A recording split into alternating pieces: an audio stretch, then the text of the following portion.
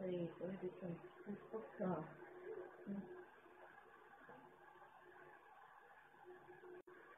защо сега съм заключила с приятеля ми и той трябваше да ме закара вкъщи при майка ми и той вика, крещи, той може да ми направи нещо, пък аз няма как да изляза от тук и вземи адреса мамка. За пореден път видеото ме спася, камерата ме спася. Много вас съветвам да сложите камери в колите. Ако имах камера в колата, много от ситуациите щяха да са предотвратени.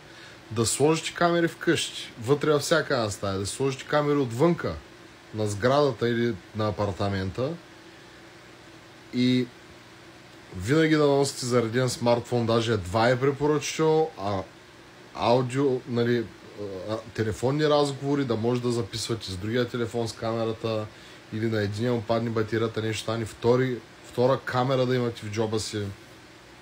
Буквално видеото може да ви спести много неприятности. Както и пределно ясно се вижда, че Полина звъня на 112. Нали, 2-3 минути след като я нареждам, че защо майка ти не плати разноските по делото, защо не ти изкара документи за самоличност и така нататък. Защо са боцкаш с игли и на майка ти ни пука, обаче ние нареждаш, мен нареждаш, ще се опитам да ти помогна от един месец.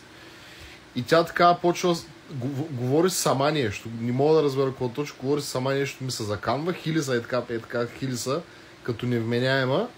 И след това съвсем хладнокръвно и спокойно си набира 112 и казва, че тук шал съм да й направи нещо, че кола заключена, някакви пълни глупости.